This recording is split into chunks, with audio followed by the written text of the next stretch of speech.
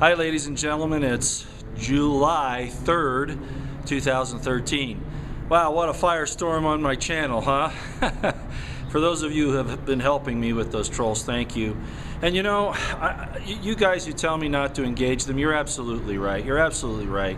You know, the personal information that they have, which, you know, obviously I've been on the internet for, you know, the whole time it's been there, especially since Google came around, and anybody can get any of that information they want.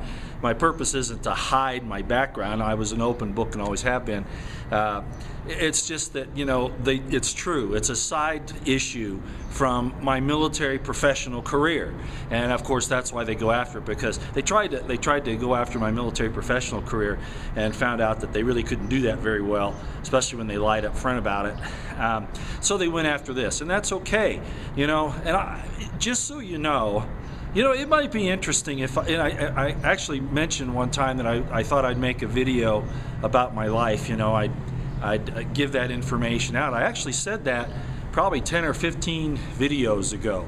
It's just that the way things have been going, I haven't gone there yet, because I really don't have anything to hide. Okay, I mean, I really don't. It's just that the concentration right now has to be on what's happening, and you all who have told me that are absolutely right.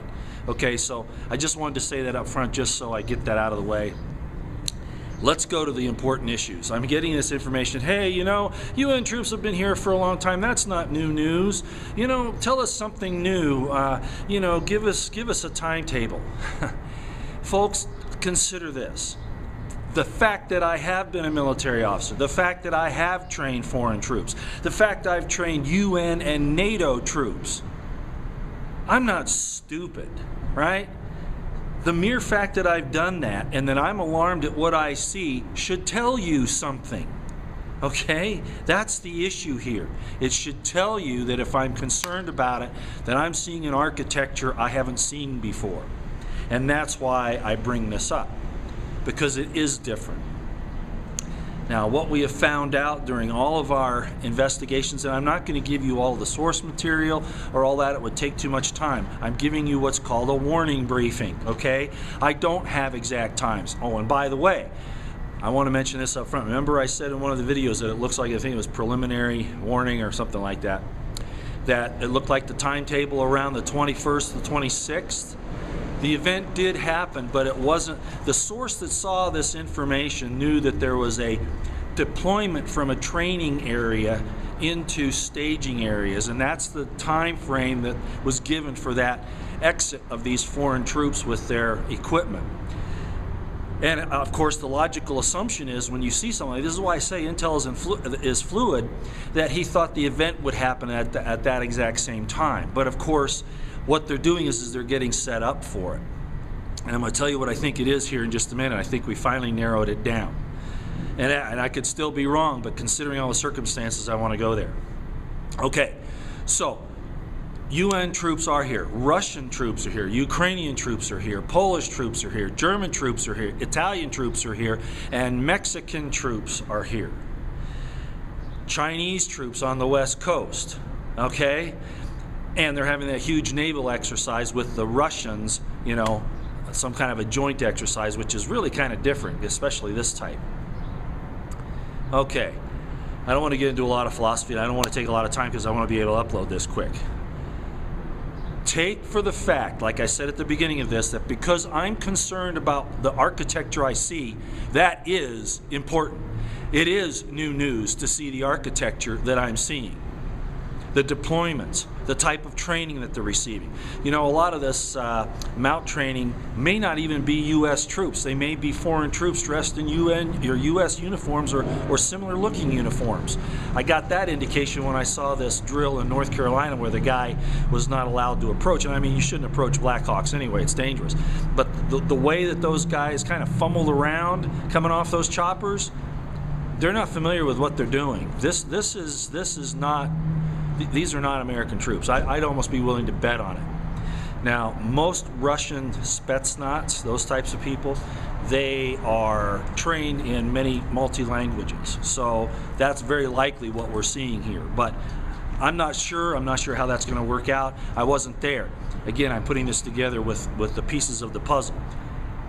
We had the information come out. Actually, Conservatus Prime and I had somebody sent us some information about this Russian FEMA agreement like a week and a half ago, and we thought it was, bogus initially. And then we started seeing more information, and of course it came out in the news. So we're really, we actually sat on something we shouldn't have, but the source didn't look good. So you see, sometimes we don't do something, we don't look at something that really is important. And now, of course, Michael Savage is covering it. All the alternative media has jumped on it, even some of the mainstream news, like Michael Savage. He's more alternative, but he's closer to it than most. The point is that we've been correct on that as well. Okay, so all of that out of the way, these troops are here. They're not coming. I'm sure more are. They are here. Okay. Now, the next information I'm going to give you is from a scientific source who has access to other information as well, government and otherwise. And actually, I emailed him this morning asking if we could talk more about it. But, it's the day before the 4th, and I don't know if he's even available. He did tell me that I could release this information under certain circumstances. So you know who you are, and forgive me if I've jumped the gun, but I'm looking at the information here, and you'll understand sort of why I'm going to bring this up now. Okay, we had Coast Guard District 7 basically stand down. They did only emergency calls there for the last few months. You remember that. During one of the exercises they had during that time period was when the 2 FBI agents were killed by an accident falling out of a helicopter. Remember, they were investigators in the Boston bombing, and maybe they knew something that their bosses didn't want them to know or give out. Regardless, you see that time frame there was very little activity by the Coast Guard on the East Coast, Atlantic region, District 7. Now, Fukushima, the Japan earthquake. We heard a lot of things about being able to possibly cause an earthquake and then a tidal wave or a tsunami to create coastal havoc. Okay, a lot of people were talking about that when the Fukushima thing came. And if it was set off by a nuclear weapon sub-ocean floor, what they call an ocean crack in the continental shelf, the radiation leak from Fukushima would cover any radiation that came out. Now, they're not exactly the same. From a nuclear weapon, it's a little different than from a nuclear facility, but the idea of radiation being monitored would be covered. There are quite a few, I don't know exactly where they are right now. I haven't looked it up. I'm doing this in a hurry. There are some nuclear facilities on the East Coast. Okay, I told you before that with all the training that was going on in port cities, it looks like something's going to happen in a port city. Remember, I told you that before. Okay, so this is where it goes. And the reason why I'm hurriedly putting this out today is because July 4th is, it's a significant day. I mean, for all of us, right? At least it should be. They found out doing some interviews that a lot of people don't really know what the revolution was about. In our dumbed down society, we learn about communism, we learn about Mao, we learn about Stalin, but we don't even teach our kids about the really important stuff about how individual freedom and liberty came about. The American Revolution, the Constitution, the Bill of Rights, Declaration of Independence, they're words and they don't really know what they say. Boy, I get diverged, don't I? Okay. July 4th is a serious day for us. I can't tell you it's going to happen tomorrow, all right? But this is what the deal is with this scientist. Using a nuclear device in a sub-ocean floor crack, you could cause a significant earthquake, which, as we saw in Japan, could then cause a significant tsunami, which could do a great deal of damage to a coastal area. So much so that it would look like a natural disaster, even though it's man-made. Any radiation would probably be masked because it's out in the ocean, number one. Number two, if it's done near any nuclear facilities that could be affected, they could blame any nuclear radiation on those facilities being damaged. This is for real. This is a scientist with government contacts who's worked in this field for many years, who's verified by the seismic occurrence at Fukushima, also the underground tests in North Korea and some other things, that the Fukushima thing was very likely, most likely, an underground nuclear weapon, a man-made event. And the information he's given us leads me to believe, I'm not saying this is a fact, remember intel is fluid, and you have to change with the circumstances, you have to be flexible. I do believe, with the information I have, that this fits all of the pieces in the puzzle. The shutdown of Coast Guard District 7, the port security drills that we've seen with the helicopters and all of that. The deployment of the troops, mostly on the East Coast. We have some also in California, as you know, especially at Camp Pendleton. The point is, and actually we've seen these troops in other places in the country, but I don't want to bring that up right now because they're not in numbers that are significant for me to worry about. Again, it's the East Coast. Natural disaster is a man-made natural disaster is probably going to happen as the reason to deploy these troops. They've already left their staging areas, their training areas for staging areas. I don't know if you know the difference. And then from there they can be deployed. That has already occurred, and that again was that stuff that happened between June 21st and 26th. So they're in place now to do whatever they're going to do. Now, if they do this Atlantic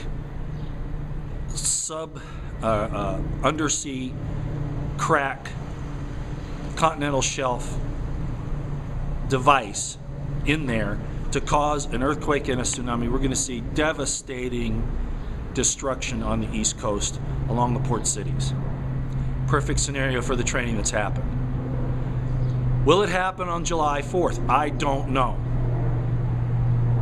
I would say that the possibility is certainly there. We saw what happened on the Boston bombing, right?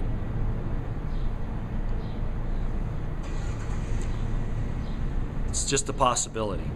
The people that normally, almost all the government officials in D.C. are gone. The possibility is there. Am I telling you if you live along the eastern seaboard, on the coastal area, you should get the hell out?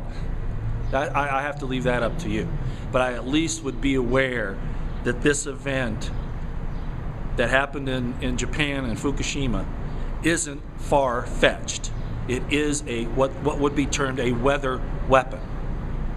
Okay? A weather weapon tactic. So I don't know if that is going to be the event, but like I said, all of the evidence suggests that would probably be the case. All right, this has been longer than I wanted it to be already. I'm going to go ahead and upload this, take this information and try to verify anything in your area that might lend credence to it. And just be aware. And if you feel like the danger is real and present, take the appropriate actions, okay? You can only be wrong once, because then the lives of you and your family are lost. It would be better to err on the side of caution.